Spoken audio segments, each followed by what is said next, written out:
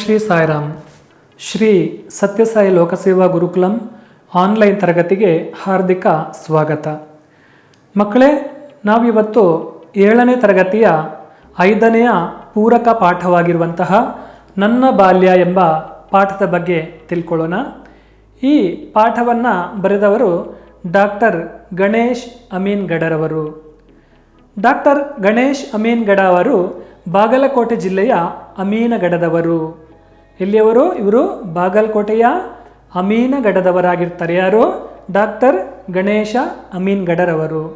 Hampi ವಿಶ್ವವಿದ್ಯಾನಿಲಯದಿಂದ doctorate ಪದವಿ ಪಡೆದಿದ್ದಾರೆ.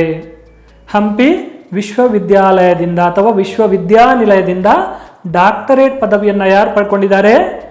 Doctor Ganesh ಅಮೀನ್ಗಡರವರು ಪಡ್ಕೊಂಡಿದ್ದಾರೆ. ಹಾಗೆಯೇ ಪತ್ರಿಕೋದ್ಯಮದಲ್ಲಿ ಇವರಿಗೆ ವಿಶೇಷ ಆಸಕ್ತಿ ಇತ್ತು. ಹಾಗೆ ಅವರು ಪ್ರಸ್ತುತವಾಗಿ ಎಲ್ಲಿ ಸೇವೆಯನ್ನು ಸಲ್ಲಿಸ್ತಾ ಇದ್ದಾರೆ? ಮೈಸೂರಿನಲ್ಲಿ ಪ್ರಜಾವಾಣಿ ಪತ್ರಿಕೆಯ ಮುಖ್ಯ ವರದಿಗಾರರಾಗಿ ಸೇವೆಯನ್ನು ಸಲ್ಲಿಸ್ತಾ ಇದ್ದಾರೆ. ಹಾಗೆಯೇ ಇವರು ಬರೆದಿರುವಂತಹ ಹಲವಾರು ಕೃತಿಗಳಲ್ಲಿ ಕೈದಿಗಳ ಕಥನ ಅಂತ ಹೇಳುವಂತಹ ಒಂದು ಕೃತಿ ಏನಿದೆ, ಅದು ತುಂಬ ವಿಶೇಷವಾಗಿ ಒಳ್ಳೆಯ ಹೆಸರನ್ನು ಪಡ್ಕೊಳ್ಳಿರುವಂಥದ್ದು ಅಥವಾ ಮುಖ್ಯವಾಗಿರುವಂತಹ ಒಂದು ಕೃತಿ ಅಂತ ಹೇಳ್ಬೋದು. ಯಾವುದನ್ನು? ಕೈದಿಗಳ ಕಥನ ಅಂತ ಹೇಳುವಂತಹ ಕೃತಿ ಮುಂತಾದ ಹಲವಾರು ಕೃತಿಗಳನ್ನು ಇವರು ರಚಿಸಿದ್ದಾರೆ. ಯಾರು? ಡಾಕ್ಟರ್ ಗಣೇಶ್ ಅಮೀನ್ಗಡರವರು. ಹಾಗೆಯೇ ಈ ಒಂದು ಪ್ರಸ್ತುತ ಭಾಗವನ್ನು, ಯಾವುದು? ನನ್ನ ಬಾಲ್ಯ ಅಂತ ಹೇಳುವಂಥ ಈ ಒಂದು ಪೂರಕ ಪಾಠ ಏನಿದೆ, ಈ ಒಂದು ಪ್ರಸ್ತುತ ಭಾಗವನ್ನು ಏಣಿಯಿಂದ ರಂಗದ ಏಣಿಗೆ ಎಂಬ ಕೃತಿಯಿಂದ ಆರಿಸಿಕೊಳ್ಳಲಾಗಿದೆ. ಏಣಿಯಿಂದ ರಂಗದ ಏಣಿಗೆ ಎಂಬ ಕೃತಿಯಿಂದ ಆರಿಸಿಕೊಳ್ಳಲಾಗಿದೆ. ಯಾವುದು? ಈ ನನ್ನ ಬಾಲ್ಯ ಅಂತ ಹೇಳುವಂತಹ ಒಂದು ಪಾಠವನ್ನು ಏಣಿಯಿಂದ ರಂಗದ ಏಣಿಗೆ ಎಂಬ ಕೃತಿಯಿಂದ ಆರಿಸಲಾಗಿದೆ. ಹಾಗೆ ಈ ಒಂದು ನನ್ನ ಬಾಲ್ಯ ಅಂತ ಹೇಳುವಂತಹ ಕಥೆ ಯಾರ್ದು? ಏಣಗಿ ಬಾಳಪ್ಪನವರ ಬಗ್ಗೆ ಬರೆದಿರುವಂಥದ್ದು. ಯಾರು ನಿರೂಪಣೆ ಮಾಡಿರುವಂಥದ್ದು? ಡಾಕ್ಟರ್ ಗಣೇಶ್ ಅಮೀನ್ಗಡರವರು ನಿರೂಪಿಸಿದ್ದಾರೆ ಅಥವಾ ನಿರೂಪಣೆ ಮಾಡಿರುವಂಥದ್ದು. ಈಗ ನಾವು ಪ್ರವೇಶ ಭಾಗದಲ್ಲಿ ಏನಿದೆ ಅಂತ ನೋಡ್ಕೊಳ್ಳೋಣ. ಕಲೆಗಳಲ್ಲಿ ರಂಗಕಲೆಯ ಸ್ಥಾನ ಬಲು ಹಿರಿದು. ಹಲವಾರು ರೀತಿಯ ಕಲೆಗಳನ್ನು ನಾವು ನೋಡಿರ್ತೀವಿ. ನಾಟಕ ರಂಗದಲ್ಲಿರ್ಬೋದು, ಅಥವಾ ಸಿನಿಮಾ ರಂಗದಲ್ಲಿರ್ಬೋದು, ಅಥವಾ ಯಕ್ಷಗಾನ ರಂಗದಲ್ಲಿರ್ಬೋದು, ಅಥವಾ ನಾಟಕದಲ್ಲಿ ಹಲವಾರು ರೀತಿಯ ವಿವಿಧ ರೀತಿಯಲ್ಲಿ ಮೂಕ ನಾಟಕ ಇರಬಹುದು. ಈ ರೀತಿ ನಾವು ಮಾತನಾಡದೆ ಮಾಡುವಂತಹ ಒಂದು ಏಕಪಾತ್ರಾಭಿನಯದ ಮೂಲಕ ಮಾಡುವಂಥದ್ದಿರ್ಬೋದು. ಈ ರೀತಿ ಬೇರೆ ಬೇರೆ ರೀತಿಯಲ್ಲಿ ರಂಗಕಲೆ ಇರುತ್ತೆ. ಹಾಗೆಯೇ ರಂಗಕಲೆ ಅಂತ ಹೇಳುವಂತಹ ಒಂದು ಸ್ಥಾನ ಏನಿದೆ, ಅದು ಬಹಳ ದೊಡ್ಡದಾಗಿರುವಂಥದ್ದು, ಬಹಳ ಹಿರಿದಾಗಿರುವಂಥದ್ದು. ಹಾಗೆ ಈ ಒಂದು ನಾಟಕ ರಂಗಕಲೆಯಲ್ಲಿ ಮಾತುಗಾರಿಕೆ, ಸಂದರ್ಭಕ್ಕೆ ತಕ್ಕಂತೆ ಮಾತನಾಡುವಂಥದ್ದು ಕೂಡ ಗೊತ್ತಿರಬೇಕಾಗುತ್ತೆ. ಮುದುಕನ ಪಾತ್ರದಲ್ಲಿ ಅವನು ಮುದುಕನ ರೀತಿಯಲ್ಲಿ ಅವನು ಮಾತಾಡಬೇಕಾಗುತ್ತೆ. ಯುವಕನ ಪಾತ್ರದಲ್ಲಿ ಅವನು ಯುವಕನ ರೀತಿಯಲ್ಲಿ ಮಾತಾಡಬೇಕಾಗುತ್ತೆ. ಬಾಲ್ಯದ ಪಾತ್ರವನ್ನು ಮಾಡುವಾಗ ಬಾಲ್ಯದ ಒಂದು ಜೀವನದಲ್ಲಿ ಮಕ್ಕಳು ಯಾವ ರೀತಿ ಮಾತಾಡ್ತಾರೆ ಆ ರೀತಿ ಮಾತಾಡಬೇಕಾಗುತ್ತೆ. ಅದಕ್ಕೆ ತಕ್ಕ ಹಾಗೆ ನಟನೆಯನ್ನು, ಅಭಿನಯವನ್ನು ಕೂಡ ಮಾಡಬೇಕಾಗುತ್ತೆ. ಅಷ್ಟೇ ಅಲ್ಲದೆ ಮುದುಕನ ಪಾತ್ರಕ್ಕೆ ನಾವು ಮಾಡುವಂತಹ ವೇಷಭೂಷಣ ಬೇರೆ ಇರುತ್ತೆ, ಅಥವಾ ಯುವಕನ ಪಾತ್ರದಲ್ಲಿ ವೇಷಭೂಷಣ ಬೇರೆ ಬೇರೆ ಥರ ಇರುತ್ತೆ. ಇಲ್ಲಿ ಮಾತುಗಾರಿಕೆ, ನಟನೆ ಮತ್ತು ವೇಷಭೂಷಣ ಅಂತ ಹೇಳುವಂಥದ್ದು ಪ್ರಮುಖವಾಗಿ ಇರುತ್ತೆ ಅಥವಾ ಮುಖ್ಯವಾಗಿರುತ್ತೆ. ನಾಟಕದ ಕಲಾವಿದರು ನೋಡುಗರ ಮನಸ್ಸನ್ನು ತಿಳಿದವರಾಗಿರುತ್ತಾರೆ. ನಾಟಕದ ಕಲಾವಿದರು ಅಂದರೆ ನಾಟಕವನ್ನು ನೋಡುವಂತಹ ಒಂದು ಕಲಾ ರಸಿಕರೇನಿದ್ದಾರೆ, ಕಲೆಯನ್ನು ಇಷ್ಟಪಡುವವರೇನಿದ್ದಾರೆ, ಅಂದರೆ ಆ ಒಂದು ನೋಡುಗರು, ಪ್ರೇಕ್ಷಕರ ಮನಸ್ಸು ಯಾವ ರೀತಿ ಇರುತ್ತೆ ಅಂತ ಹೇಳುವಂಥದ್ದನ್ನು ಕಲಾವಿದರು ತಿಳ್ಕೊಂಡಿರ್ತಾರೆ.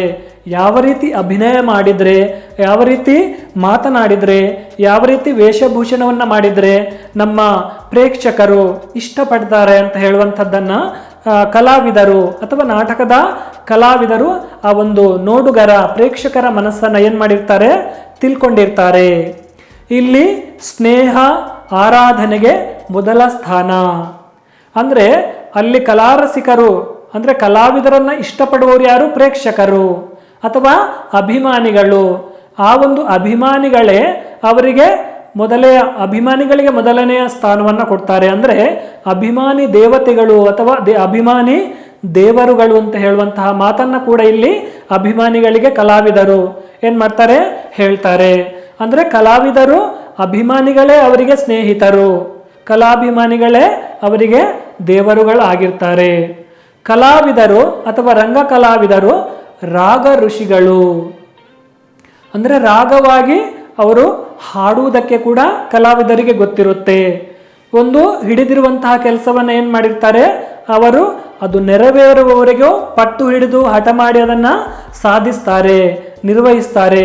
ಅಂದರೆ ರಾಗ ಋಷಿಗಳು ಇಂದಿನ ಕಾಲದಲ್ಲಿ ಏನು ಮಾಡ್ತಾ ಇದ್ರು, ತನ್ನ ಇಷ್ಟಾರ್ಥಗಳನ್ನು ಈಡೇರಿಸುವುದಕ್ಕೋಸ್ಕರ ಅಥವಾ ಲೋಕದ ಒಳಿತಿಗೋಸ್ಕರ ಏನು ಮಾಡ್ತಾ ಇದ್ರು, ತಪಸ್ಸನ್ನ ಆಚರಣೆ ಮಾಡ್ತಾ ಇದ್ರು. ಭಗವಂತ ಒಲಿದು ಅನುಗ್ರಹ ಮಾಡುವವರೆಗೂ, ವರ ಕೊಡುವವರೆಗೂ ಅದನ್ನು ಬಿಡದೆ ಋಷಿಗಳು ಏನು ಮಾಡ್ತಾ ಇದ್ರು, ತಪಸ್ಸನ್ನು ಆಚರಿಸ್ತಾ ಇದ್ರು. ಅದೇ ರೀತಿ ಕಲಾವಿದರು ಕೂಡ ಋಷಿಗಳ ಹಾಗೆ ಏನು ಮಾಡ್ತಾ ಇದ್ರು, ತಾನು ಕಲಾರಂಗದಲ್ಲಿ ಅಥವಾ ನಾಟಕ ರಂಗದಲ್ಲಿ ತನ್ನ ಒಂದು ಪಾತ್ರವನ್ನಾಗಲಿ ಅಥವಾ ಯಾವುದೇ ಒಂದು ನಾಟಕವನ್ನು ಬರೆಯುವಂಥದ್ದನ್ನು ಅದು ಸಂಪೂರ್ಣವಾಗಿ ಯಶಸ್ವಿ ಆಗುವವರೆಗೂ ಕೂಡ ಅದನ್ನು ಅವರು ಬಿಡ್ತಾ ಇರಲಿಲ್ಲ. ಯಶಸ್ವಿ ಆಗುವವರೆಗೂ ಅವರು ಹಠ ಹಿಡಿದು ಅದನ್ನು ಋಷಿಗಳಂತೆ ಮಾಡ್ತಾ ಇದ್ರು, ಸಾಧಿಸ್ತಾ ಇದ್ರು. ಹಾಗೆಯೇ ಕಷ್ಟದಲ್ಲೂ ಸಂತೋಷವನ್ನು ಕಾಣುತ್ತಾ ಕಲಾರಸಿಕರನ್ನು ಸಂತೋಷಪಡಿಸುತ್ತಾ ಬಾಳುತ್ತಾರೆ. ಇಲ್ಲಿ ಕಲಾವಿದರು ಏನು ಮಾಡ್ತಾ ಇದ್ದಾರೆ, ಸಂತೋಷದನ್ನ ಕಾಣ್ತಾ ಇರ್ತಾರೆ. ತಾನು ಕಷ್ಟದಲ್ಲಿದ್ದರೂ ಕೂಡ ಅದನ್ನ ಜನರ ಮುಂದೆ ಅಥವಾ ಕಲಾಭಿಮಾನಿಗಳ ಮುಂದೆ ತೋರ್ಪಡಿಸದೆ ಅವರು ಸಂತೋಷವಾಗಿರ್ತಾರೆ. ಹಾಗೆ ಕಲಾವಿದರನ್ನು ಕೂಡ ಸಂತೋಷವಾಗಿ ಇರುವ ಹಾಗೆ ನೋಡ್ಕೊಳ್ತಾ ತನ್ನ ಜೀವನವನ್ನ, ತನ್ನ ಬಾಳ್ವೆಯನ್ನ ಯಾರು ನಡೆಸ್ತಾರೆ, ಕಲಾವಿದರು ನಡೆಸ್ತಾರೆ. ಜನಮನದಲ್ಲಿ ಶಾಶ್ವತವಾಗಿ ಉಳಿಯುತ್ತಾರೆ. ಈ ರೀತಿ ಕಲಾವಿದರು ಹಾಗೆಯೇ ಪ್ರೇಕ್ಷಕರು ಅಭಿಮಾನಿಗಳಿಗೋಸ್ಕರ ಏನು ಮಾಡಿರ್ತಾರೆ, ಜನಮಾನಸದಲ್ಲಿ ಶಾಶ್ವತವಾಗಿ ಉಳ್ಕೊಳ್ತಾರೆ. ಜನರಿಗೋಸ್ಕರ, ಪ್ರೇಕ್ಷಕರಿಗೋಸ್ಕರ ಅಥವಾ ಕಲಾಭಿಮಾನಿಗಳಿಗೋಸ್ಕರ ಅವರು ಜನರಿಗೋಸ್ಕರ ಸಂತೋಷವನ್ನು ನೀಡ್ತಾ ಇರೋದ್ರಿಂದ ಜನರ ಮನಸ್ಸಿನಲ್ಲಿ ಅವರಿಗೆ ಯಾವಾಗಲೂ ಒಂದು ಶಾಶ್ವತವಾದ ಸ್ಥಾನವನ್ನು ಅಭಿಮಾನಿಗಳು ಆ ಒಂದು ಕಲಾಭಿಮಾನಿಗಳಿಗೆ ಮತ್ತು ಕಲಾವಿದರಿಗೆ ಶಾಶ್ವತವಾಗಿ ಒಂದು ಜನಮನದಲ್ಲಿ ಅವರ ಮನಸ್ಸಿನಲ್ಲಿ ಶಾಶ್ವತವಾಗಿ ಉಳ್ಕೊಳ್ಳುವ ಹಾಗೆ ಅವರನ್ನು ಮನಸ್ಸಿನಲ್ಲಿ ಇಟ್ಕೊಂಡಿರ್ತಾರೆ. ಯಾರು? ಕಲಾರಸಿಕರನ್ನ ಸಂತೋಷಪಡಿಸುವಂತಹ ಜೀವನವನ್ನು ಯಾರು ಮಾಡ್ತಾ ಇರ್ತಾರೆ, ಕಲಾವಿದರು ಮಾಡ್ತಾ ಇದ್ದಾರೆ. ಅದಕ್ಕೋಸ್ಕರ ಜನರ ಮನಸ್ಸಿನಲ್ಲಿ ಶಾಶ್ವತವಾಗಿ ಈ ಕಲಾವಿದರು ಅಥವಾ ಕಲಾರಸಿಕರು ಇರ್ತಾರೆ. ನಾನೊಬ್ಬ ರಂಗಭೂಮಿಯ ಸಾಮಾನ್ಯ ನಟ. ಯಾರು? ಈ ಏಣಗಿ ಬಾಳಪ್ಪ ಅಂತ ಹೇಳುವವರು ರಂಗಭೂಮಿಯ ಒಬ್ಬ ಸಾಮಾನ್ಯ ನಟನಾಗಿರ್ತಾರೆ. ಅಂದರೆ ತುಂಬ ಹೆಸರುವಾಸಿ ಆಗಿರುವಂತಹ ನಟ ಅಲ್ಲ, ಒಬ್ಬ ಸಾಮಾನ್ಯವಾಗಿ ನಟನೆಯನ್ನು ಮಾಡ್ತಾ ಇರುವಂತಹ ಒಬ್ಬ ನಟನಾಗಿರ್ತಾರೆ. ನಟನು ಯಾವಾಗಲೂ ಸಮುದಾಯದ ಎದುರಿನಲ್ಲಿಯೇ ನಟನಾಗಿ ಬಾಳುತ್ತಾನೆ. ಅವನು ತನ್ನ ಜೀವನವನ್ನ ಸಮುದಾಯದ ಅಂದರೆ ಸಮಾಜದ ಜನರ ಮುಂದೆ ಬಾಳ್ವೆಯನ್ನು ನಡೆಸ್ತಾನೆ. ಅವನು ನಟನಾಗಿ ಬೆಳೆಯುವಂಥದ್ದು ಕೂಡ ಆ ಒಂದು ಜನರ ಮುಂದೆಯೇ ನಟನೆಯನ್ನ ಮಾಡ್ತಾ ಅವನು ಬೆಳೆಯುವುದಕ್ಕೆ ಸಾಧ್ಯ ಆಗುತ್ತೆ. ಈ ಸಮುದಾಯದ ಆಶ್ರಯ ತಪ್ಪಿದರೆ ನಟ ಬದುಕಿರಲಾರ. ಜನರ ಒಂದು ಸಮುದಾಯ ಏನಿದೆ, ಈ ಒಂದು ಸಮಾಜದ ಜನರೇ ಏನಿದ್ದಾರೆ ಅವರನ್ನ ಬಿಟ್ಟು ಅವನು ಬದುಕಲಿಕ್ಕೆ ಆಗಲ್ಲ. ಅವರ ಪ್ರೋತ್ಸಾಹ, ಅವರ ಮೆಚ್ಚುಗೆ, ಅವರ ಸಹಕಾರ ಇದ್ರೇನೆ ಈ ಒಂದು ಕಲಾವಿದ ನಟನಾಗಿ ಯಶಸ್ವಿಯನ್ನ ಪಡೆಯುವುದಕ್ಕೆ ಸಾಧ್ಯ ಆಗುತ್ತೆ. ಮೀನಿಗೆ ನೀರಿನ ಸಂಘವಿದ್ದಂತೆ ನಟನಿಗೆ ಪ್ರೇಕ್ಷಕರ ಸಂಘವಿರುತ್ತದೆ. ಏನು ಮಾಡ್ತಾರೆ, ಈ ಒಂದು ಕೆರೆಯಲ್ಲಿ ಅಥವಾ ನೀರಿನಲ್ಲಿ ಅಥವಾ ನದಿಯಲ್ಲಿ ಮೀನುಗಳು ಸಾಕಷ್ಟು ನೀರಿನಲ್ಲಿ ಜೀವನವನ್ನು ನಡೆಸ್ತವೆ. ಅದು ಭೂಮಿಯ ಮೇಲೆ ಜೀವನವನ್ನು ನಡೆಸಲಿಕ್ಕೆ ಸಾಧ್ಯ ಆಗಲ್ಲ. ಒಂದು ನಿಮಿಷ ಕೂಡ ಅದು ನೀರನ್ನು ಬಿಟ್ಟು ಜೀವನವನ್ನು ಸಾಗಿಸಲಿಕ್ಕೆ ಏನಾಗಲ್ಲ, ಸಾಧ್ಯ ಆಗಲ್ಲ. ಭೂಮಿಯ ಮೇಲೆ ನೀರನ್ನು ಬಿಟ್ಟು ಇರಲ್ಲ. ಅದು ಕೆರೆಗಳಲ್ಲಿ ಅಥವಾ ನದಿಗಳಲ್ಲಿ, ಸಮುದ್ರಗಳಲ್ಲಿ ಮೀನುಗಳು ಈಜಾಡುತ್ತಾ ಜೀವನವನ್ನು ನಡೆಸ್ತಾ ಇರುತ್ತೆ. ಹಾಗೆಯೇ ನೀರಿಲ್ಲದೆ ಮೀನು ಬದುಕುವುದಕ್ಕೆ ಹೇಗೆ ಸಾಧ್ಯ ಇಲ್ಲವೋ ಹಾಗೆಯೇ ಪ್ರೇಕ್ಷಕರಿಲ್ಲದೆ ನಟನು ಇರುವುದಕ್ಕೆ ಸಾಧ್ಯವಿಲ್ಲ. ನೀರಿಗೆ ಮತ್ತೆ ಮೀನಿಗೆ ಯಾವ ರೀತಿಯ ನಂಟು ಇರುತ್ತೋ ಹಾಗೆ ಪ್ರೇಕ್ಷಕರಿಗೆ ಮತ್ತೆ ನಟನಿಗೆ ಒಂದು ರೀತಿಯ ಬಲವಾಗಿರುವಂತಹ ಒಂದು ಸಂಘ ಅಥವಾ ನಂಟು ಇರುತ್ತದೆ. ನಟನಾಗಿರುವುದು ನಿಂತು ಹೋಗಿ ಪ್ರೇಕ್ಷಕರ ಸಮ್ಮುಖತೆ ತಪ್ಪಿ ಬಹಳ ದಿನಗಳಾಗಿದ್ದರೂ ನನ್ನನ್ನು ಇಂದಿಗೂ ಸಮುದಾಯದ ಎದುರಿಗೆ ರಂಗಕರ್ಮಿಯಾಗಿ ನಿಲ್ಲಿಸುತ್ತಿರುವುದರಿಂದ ಜೀವನವು ನನ್ನ ಪಾಲಿಗೆ ಎಷ್ಟೊಂದು ಉದಾರವಾಗಿ ವರ್ತಿಸಿದೆ ಎಂದು ಗೊತ್ತಾಗುತ್ತದೆ. ನಟನಾಗಿ ನಿಂತು ಹೋಗಿ ಪ್ರೇಕ್ಷಕರ ಸಮ್ಮುಖತೆ ತಪ್ಪಿ ಹೋದ್ರೂ ಕೂಡ ಹಲವಾರು ದಿನಗಳಾಯಿತು ನಟನಾಗಿ ಸೇವೆಯನ್ನು ಮಾಡದೆ ಅಥವಾ ರಂಗದಲ್ಲಿ ನಟನಾಗಿ ಕೆಲಸವನ್ನು ಮಾಡದೆ ಇಲ್ಲಿ ಸುಮಾರು ದಿನ ಆದರೂ ಕೂಡ ಆ ಒಂದು ಪ್ರೇಕ್ಷಕರ ಒಂದು ಬಾಂಧವ್ಯ ನಂಟು ಸುಮಾರು ದಿನಗಳಿಂದ ಇಲ್ಲದೆ ಇದ್ರೂ ಕೂಡ ತಪ್ಪಿ ಹೋಗಿದ್ರು ಕೂಡ ಬಹಳ ದಿನಗಳಿಂದ ಈ ರೀತಿ ಆಗಿದ್ರೂ ಕೂಡ ನನ್ನನ್ನು ಅಂದರೆ ಏಣಗಿ ಬಾಳಪ್ಪನವರನ್ನು ಎಲ್ಲರೂ ಕೂಡ ಇಂದು ಕೂಡ ಅವತ್ತು ಕೂಡ ಯಾವ ರೀತಿ ಕಲಾವಿದನಾಗಿ ರಂಗಕರ್ಮಿಯಾಗಿ ನೋಡ್ತಾ ಇದ್ರೋ ಅದೇ ರೀತಿ ಇವತ್ತು ಕೂಡ ನನ್ನನ್ನು ಎಲ್ಲರೂ ಕೂಡ ಸಮುದಾಯದ ಜನರು ಸಮುದಾಯದ ಮುಂದೆ ನನ್ನನ್ನು ರಂಗಕರ್ಮಿಯಾಗಿಯೇ ತನ್ನ ಜೀವನದಲ್ಲಿ ಆ ಒಂದು ಭಾವನೆಯಿಂದಲೇ ನೋಡ್ತಾ ಇದ್ದಾರೆ ಅಂತ ಹೇಳುವಂತಹ ಮಾತನ್ನು ಹೇಳ್ತಾ ಇದ್ದಾರೆ.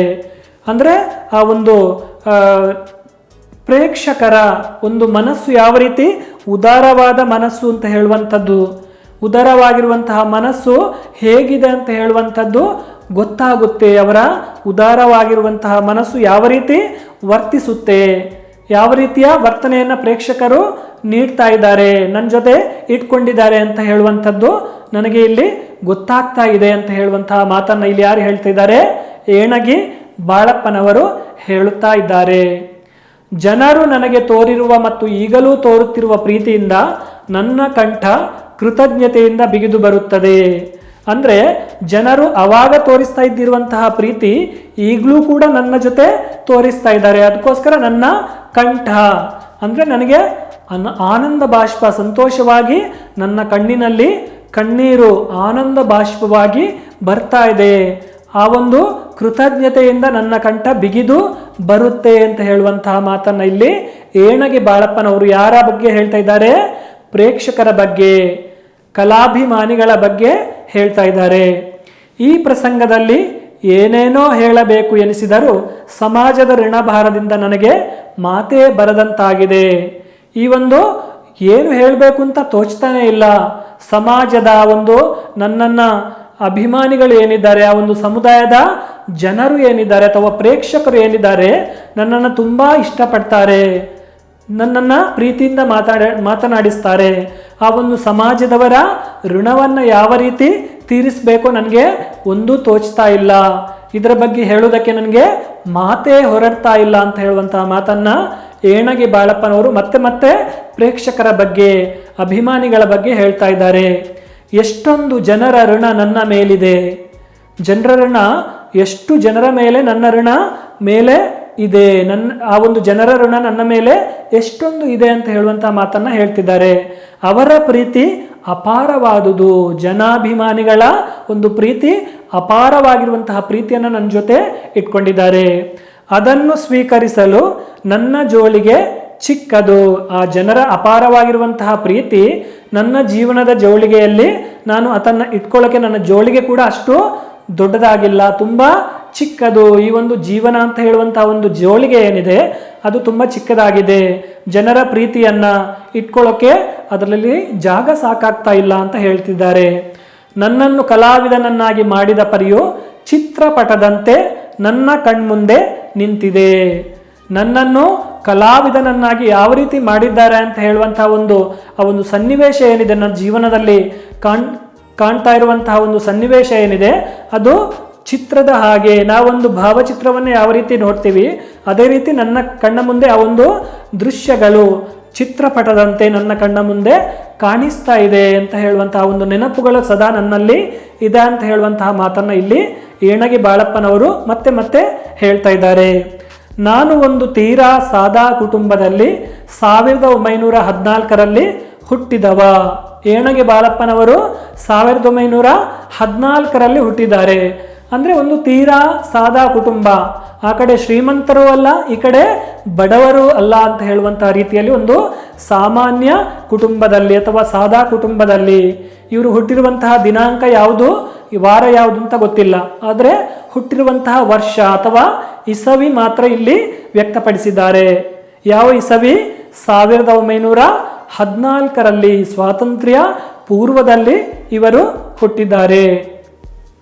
ತಾರೀಖು ಗೊತ್ತಿಲ್ಲ ಅಂತ ಹೇಳ್ತಿದ್ದಾರೆ. ಹಾಗೆಯೇ ಅವರ ತಾಯಿಯ ಹೆಸರು ಬಾಳಮ್ಮ ಅಂತ ಹೇಳುವಂತಹ ಹೆಸರು ತಾಯಿ. ಯಾರು ತಾಯಿ? ಬಾಳಮ್ಮ. ಹಾಗೆಯೇ ತಂದೆ ಕರಿಬಸಪ್ಪ. ಇವರಿಗೆ ನಾವು 3 ಜನ ಮಕ್ಕಳು. ತಂದೆ ಕರಿಬಸಪ್ಪ, ತಾಯಿ ಬಾಳಮ್ಮ, ಇವರಿಗೆ 3 ಜನ ಮಕ್ಕಳು. ಯಾರೆಲ್ಲ? ಅಣ್ಣ ಬಸಪ್ಪ, ಅಕ್ಕ ವೀರವ್ವ ಮತ್ತು ಏಣಗಿ ಬಾಳಪ್ಪ. ಇವರು 3 ಜನ ಮಕ್ಕಳಿರ್ತಾರೆ. ಬೆಳಗಾವಿ ಜಿಲ್ಲೆಯ ಸವದತ್ತಿ ತಾಲೂಕಿನ ಏಣಗಿನನ್ನೂರು. ಬೆಳಗಾವಿ ಜಿಲ್ಲೆಯ ಸವದತ್ತಿ ತಾಲೂಕು ಅಂತ ಹೇಳುವಂತಹ ಒಂದು ಏಣಗಿ ಅಂತ ಹೇಳುವಂತಹ ಊರಿನಲ್ಲಿ, ಏಣಗಿ ಊರಿನ ಸವದತ್ತಿ ತಾಲೂಕಿನ ಬೆಳಗಾವಿ ಜಿಲ್ಲೆಯಲ್ಲಿ ಅಥವಾ ಬೆಳಗಾವಿ ಜಿಲ್ಲೆಯ ಸವದತ್ತಿ ತಾಲೂಕಿನ ಏಣಗಿ ಅಂತ ಹೇಳುವಂತಹ ಒಂದು ಊರಿನಲ್ಲಿ ಯಾರು ಜನಿಸ್ತಾರೆ?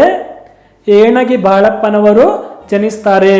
ಯಾರ ಮಗನಾಗಿ ಜನಿಸ್ತಾರೆ? ತಂದೆ ಕರಿಬಸಪ್ಪ ಮತ್ತೆ ತಾಯಿ ಬಾಳಮ್ಮನವರ ಮಗನಾಗಿ ಜನಿಸ್ತಾರೆ. ಹಾಗೆಯೇ ಅವರ ಅಕ್ಕ ಮತ್ತು ಅಣ್ಣ ಯಾರು? ಅಕ್ಕ ವೀರವ್ವ, ಹಾಗೆಯೇ ಅಣ್ಣ ಬಸಪ್ಪ. ಹಾಗೆಯೇ ನಮಗೆ ಪೂರ್ವಾರ್ಜಿತವಾಗಿ 14 ಎಕರೆ ಹೊಲವಿತ್ತು ಅಂತ ಹೇಳ್ತಿದ್ದಾರೆ. ಅಂದರೆ ತಾತ ಮುತ್ತಾತ ತಾತ ಅವರ ಮೂಲಕ ಬಂದಿರುವಂಥದ್ದು, ಅವರ ತಂದೆಯ ಕಾಲದಿಂದ, ಅದಕ್ಕಿಂತಲೂ ಮುತ್ತಾತನ ಕಾಲದಿಂದ, ಮುತ್ತಜ್ಜನ ಕಾಲದಿಂದ ಅವರಿಗೆ ಬಂದಿರುವಂತಹ ಭೂಮಿ. ಎಷ್ಟು ಎಕರೆ? 14 ಎಕರೆ ಪೂರ್ವಾರ್ಜಿತವಾಗಿ ಬಂದಿರುವಂತಹ ಹೊಲ ಅವರಲ್ಲಿ ಇತ್ತು. ಅದು ಬಾಗಾಯತಲ್ಲ ಅಥವಾ ನೀರಾವರಿಯಲ್ಲ. ಅದು ನೀರಾವರಿಯಷ್ಟು ಕೂಡ ಅಲ್ಲಿ ಬೆಳೆಯನ್ನು ಬೆಳೆಯುವುದಕ್ಕೆ ಸಾಕಷ್ಟು ನೀರಾವರಿ ಇರಲಿಲ್ಲ, ನೀರಾವರಿಯ ವ್ಯವಸ್ಥೆನೇ ಅಲ್ಲಿ ಇರಲಿಲ್ಲ. ಬಾಗಾಯತಲ್ಲ ಅಂದರೆ ಅಲ್ಲಿ ಮಳೆಯನ್ನು ಆಧರಿಸಿ, ಮಳೆ ಬಂದರೆ ಮಾತ್ರ ಅಲ್ಲಿ ಯಾವುದಾದ್ರೂ ಅಲ್ಪ ಸ್ವಲ್ಪ ಬೆಳೆಯನ್ನು ಬೆಳೆಯುವುದಕ್ಕೆ ಸಾಧ್ಯವಾಗಿತ್ತು. ಅಲ್ಲಿಯ ಬೆಳೆಯನ್ನು ಬೆಳೆಯುವಂತಹ ಒಂದು 14 ಎಕರೆ ಭೂಮಿ ಮಳೆಯನ್ನು ಹೊಂದಿಕೊಂಡು ಇರುತ್ತೆ. ಮಳೆ ಇರಲಿಲ್ಲ ಅಂದರೆ ಅದನ್ನು ಕೂಡ ಬೆಳೆಯಲಿಕ್ಕೆ ಸಾಧ್ಯ ಇಲ್ಲ, ನೀರಾವರಿ ಕೂಡ ಇರಲಿಲ್ಲ. ತಂದೆ ಇದ್ದಿದ್ದರೆ ಅಷ್ಟರಲ್ಲಿಯೇ ಉಂಡುಟ್ಟು ಬದುಕಬಹುದಿತ್ತೇನೋ. ತಂದೆ ಇದ್ದಿದ್ರೆ ಅಂದರೆ ಅವರು ಚಿಕ್ಕ ಮಗುವಾಗಿದ್ದಾಗಲೇ ತಂದೆಯಾಗಿರುವಂತಹ ಕರಿಬಸಪ್ಪ ಇವರನ್ನ ಕಳ್ಕೊಂಡಿರ್ತಾರೆ. ಹಾಗೆ ಅವ್ರು ಇದ್ದಿದ್ರೆ ನಾನು ಸಂತೋಷವಾಗಿ ಊಟ ಮಾಡಿಕೊಂಡು ಇವತ್ತು ಜೀವನ ನಡೆಸ್ತಾ ಇದ್ನೇನೋ ಅಂತ ಹೇಳುವಂತಹ ಮಾತನ್ನ ಹೇಳ್ತಾ ಇದ್ದಾರೆ. ಆದರೆ ನನ್ನ ಬಾಲ್ಯದಲ್ಲಿ ಆ ಭಾಗ್ಯ ನನಗಿಲ್ಲವಾಯಿತು. ಆದರೆ ನನ್ನ ಭಾಗ್ಯದಲ್ಲಿ ತಂದೆಯನ್ನು ಕಳ್ಕೊಂಡಿರೋದ್ರಿಂದ, ತಂದೆಯನ್ನು ಕಳ್ಕೊಂಡ ನಾನು ಸಂತೋಷವಾಗಿ ಸಮಯಕ್ಕೆ ಸರಿಯಾಗಿ ಊಟ ಎಲ್ಲ ಸಿಗ್ತಾ ಇಲ್ಲ ನನಗೆ ಅಂತ ಹೇಳ್ತಿದ್ದಾರೆ. ನಾನು ಹುಟ್ಟಿದ 3 ವರ್ಷಕ್ಕೆ ತಂದೆ ತೀರಿಕೊಂಡರು. ನೋಡಿ, ಎಷ್ಟನೇ ವರ್ಷಕ್ಕೆ ಅವರು ಇದ್ದಾಗ, ಎಷ್ಟು ವರ್ಷದ ಮಗುವಾಗಿದ್ದಾಗ ತಂದೆ ತೀರ್ಕೊಳ್ತಾರೆ? 3 ವರ್ಷದ ಮಗುವಾಗಿದ್ದಾಗ ತಂದೆ ತೀರ್ಕೊಳ್ತಾರೆ. 3 ವರ್ಷದ ಮಗುವಾಗಿದ್ದಾಗ ತಂದೆ ವಿಧಿವಶರಾಗಿರ್ತಾರೆ. ಹಾಗೆಯೇ ಅಕ್ಕ ಮತ್ತು ಅಣ್ಣ, ಅಕ್ಕ ವೀರವ್ವ ಮತ್ತೆ ಅಣ್ಣ ಬಸಪ್ಪ ಇವರನ್ನ ಕೂಡ ಅವರು ಬಾಲ್ಯದಲ್ಲಿಯೇ ಕಳ್ಕೊಳ್ತಾರೆ. ಅಂದರೆ 12-13 ವರ್ಷದವನಿದ್ದಾಗ ಅಕ್ಕ ಅಣ್ಣನು ತೀರಿಕೊಂಡರು. ಏಣಗಿ ಬಾಳಪ್ಪನವರು 12-13ನೇ ವಯಸ್ಸಿನಲ್ಲಿದ್ದಾಗ ಅಕ್ಕ ವೀರವ್ವ ಮತ್ತೆ ಅಣ್ಣ ಬಸಪ್ಪ ಇವರನ್ನು ಕೂಡ ಕಳ್ಕೊಳ್ತಾರೆ. ಅವರು ಕೂಡ ಅಕ್ಕ ಮತ್ತು ಅಣ್ಣ ತೀರಿಕೊಳ್ತಾರೆ. ಹೊಲವು ಸಾಲದಲ್ಲಿ ಒತ್ತೆ ಬಿತ್ತು.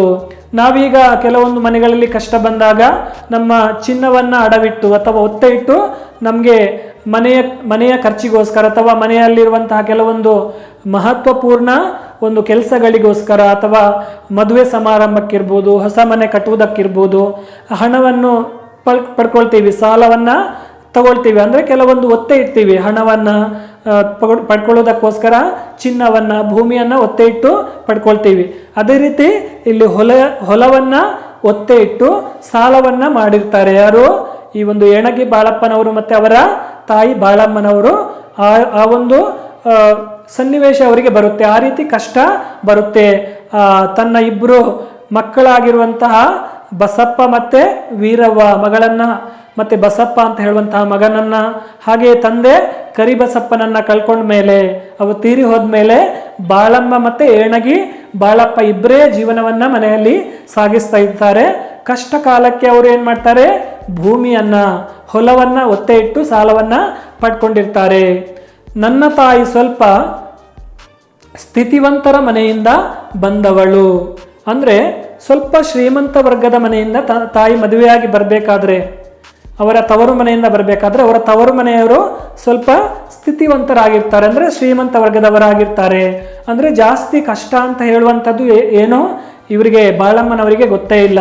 ಅವರು ಸ್ವಲ್ಪ ಶ್ರೀಮಂತರಾಗಿರುವುದರಿಂದ ಅವರ ತಂದೆ ತಾಯಿ ತವರ ಮನೆಯಲ್ಲಿ ಚೆನ್ನಾಗಿ ಬೆಳೆಸಿರ್ತಾರೆ.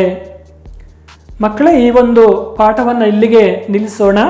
ಮತ್ತೆ ಮುಂದಿನ ಭಾಗದಲ್ಲಿ ಉಳಿದ ಭಾಗವನ್ನು ಮುಂದುವರಿಸೋಣ ಅಂತ ಹೇಳುವಂತಹ ಮಾತನ್ನು ಹೇಳುತ್ತಾ ಇವತ್ತಿಗೆ ಈ ಒಂದು ತರಗತಿಗೆ ವಿರಾಮವನ್ನು ಕೊಡೋಣ. ಇವತ್ತು ಆಗಿರುವಂತಹ ಪಾಠವನ್ನು ನಾಳೆ ಓದ್ಕೊಂಡು ಬನ್ನಿ. ಪ್ರಶ್ನೆಗಳಿಗೆ ಕೆಲವೊಂದು ಉತ್ತರವನ್ನು ಕೂಡ ನಾವು ಕೇಳಿದಾಗ ನೀವು ಹೇಳಬೇಕಾಗುತ್ತೆ. ಹಾಗೆಯೇ ಏಣಗೆ ಬಾಳಪ್ಪನವರ ಬಗ್ಗೆ ಏನು ಇಲ್ಲಿವರೆಗೆ ತಿಳ್ಕೊಂಡಿದ್ದೀರಾ ಅದನ್ನು ಹೇಳಬೇಕು.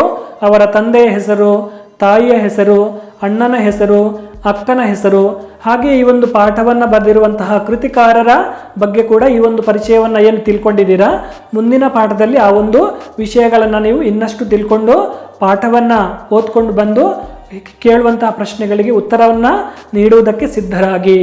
ಮುಂದಿನ ತರಗತಿಯಲ್ಲಿ ನಾವು ಮತ್ತೆ ಭೇಟಿಯಾಗೋಣ. ಧನ್ಯವಾದಗಳು.